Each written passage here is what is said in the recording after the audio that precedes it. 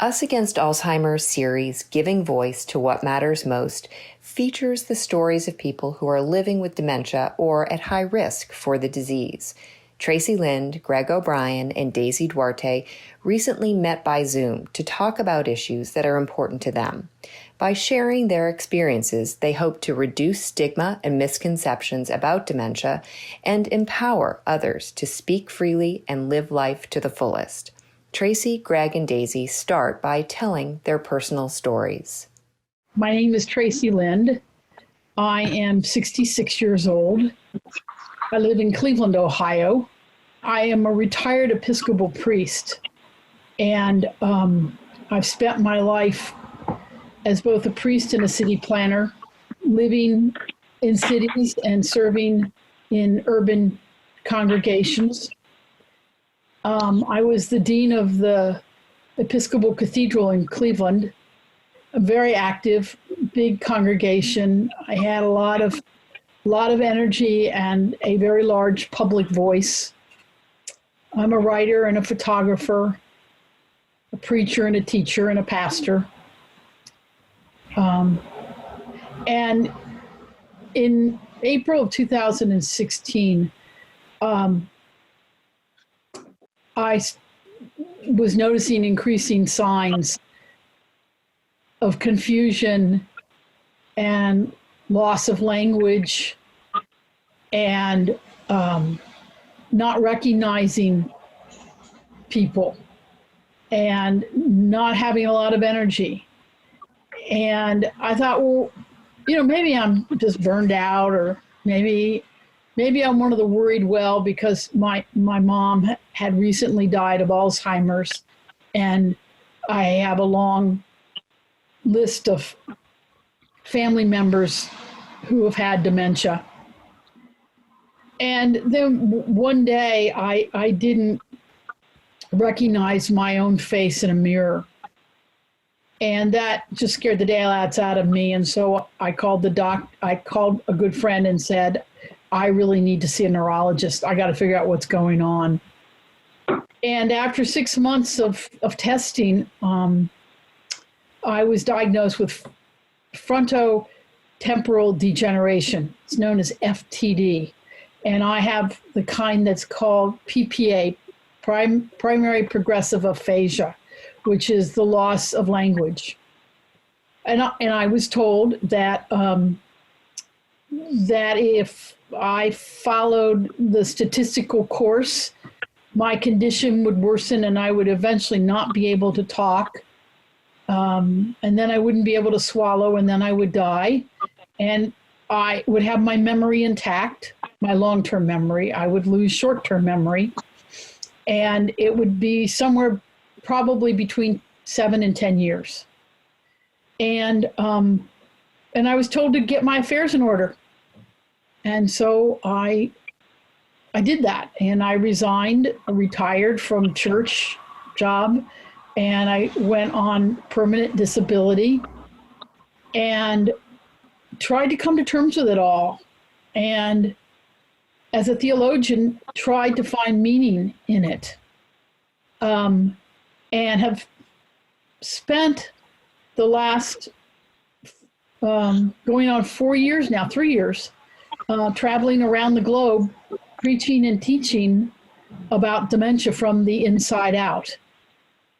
And about a year into my diagnosis, a really old friend, my oldest friend, is a doctor in California who specializes in integrative non-pharmaceutical medicine. And he said to me, you don't have to die from this right away. If you're willing to come out here and work with me, I'm willing to help you find a way to manage your disease.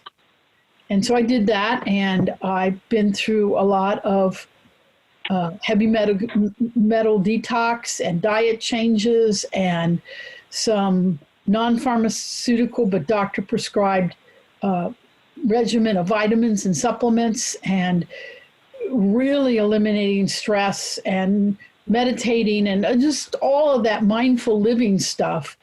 And I am trying to manage FTD as a chronic illness rather than a terminal disease.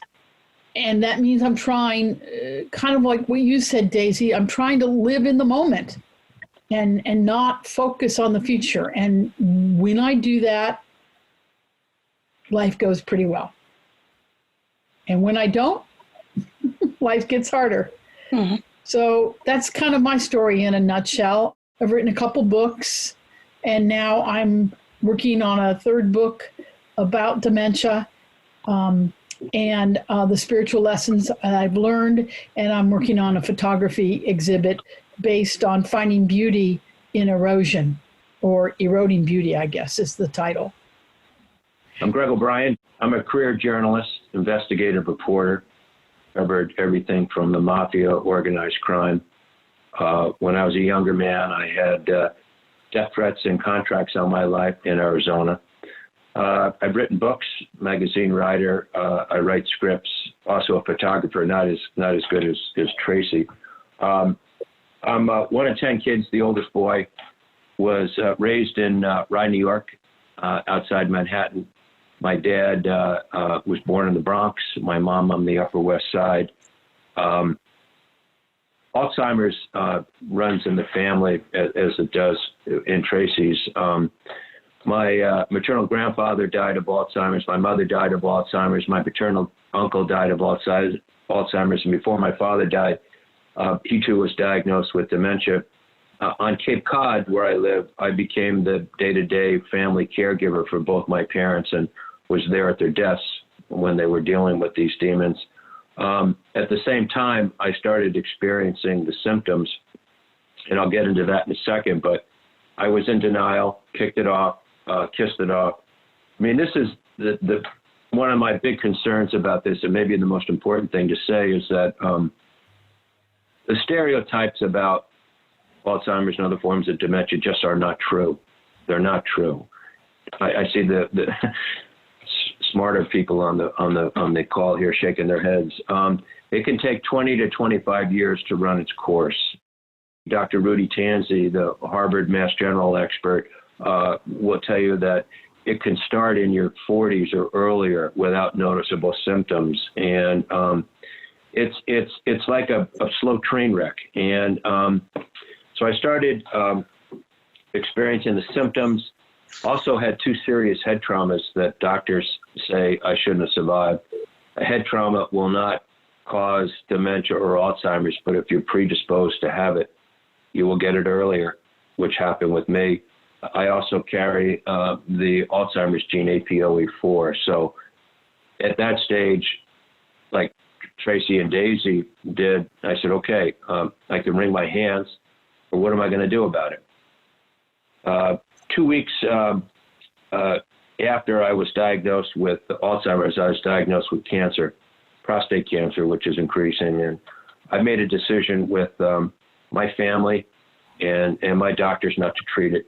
It's my exit strategy. And I'm okay with that because I believe there's a better life on the other side. But I feel that I think with Daisy and Tracy, God puts you in positions in life, and you could walk away from it, or you could try to do something with it, and all glory goes to God. And I just don't want to screw it up. I don't want it at the end of my life. So if you ask my legacy, I want the Lord to say, well done, good and faithful servant. And that's all I want to do. And I want my family to be taken care of. Well, you guys both gave beautiful, beautiful introductions. I'm Daisy Duarte. I'm 44 years old. I've been caring for my mom for the last 10 years. Alzheimer's runs in our family, in my mom's side of the family. 75% of my mom's side of the family has died or has been diagnosed with Alzheimer's. So I had a 50-50 chance of being tested and coming out negative or positive. Well, I wasn't so lucky because I do have the genetic mutation, but I'm not symptomatic at the age of 44. I'm still not symptomatic, but I am in a clinical trial, and I think that makes a huge difference when you enter a clinical trial and try to get started with life, and not think about the disease as much as it can take away from you. It can rob you from everything like it has my mom. what I can say about Alzheimer's is it does steal you of your loved ones. As me being a caregiver, I see it stole 10 years of my mom's life that she could have been with the family, but at the same time, it's made me a whole different person. Being a caregiver has it's brought me closer to God by a long shot. It's brought me closer to my family. I'm the main caregiver for the family. I'm always there for my family. I'm always wanting to help. I don't want to see anybody go through anything that I'm going through. Once you see someone you love so much go through this, you learn to appreciate and value what God has given you and why God has put you in this place. And I think God put me to be the caregiver because he wants me to take over what my mom used to do for everyone in the family. So I'm just blessed that I finally, really committed myself to God and found him 10 years ago. And I'm very faithful to him. And I live my life as good as I can without, doing anything I shouldn't be doing. Us Against Alzheimer's series, Giving Voice to What Matters Most, is made possible thanks to the generous support of Sean Taylor and KBB Corporation.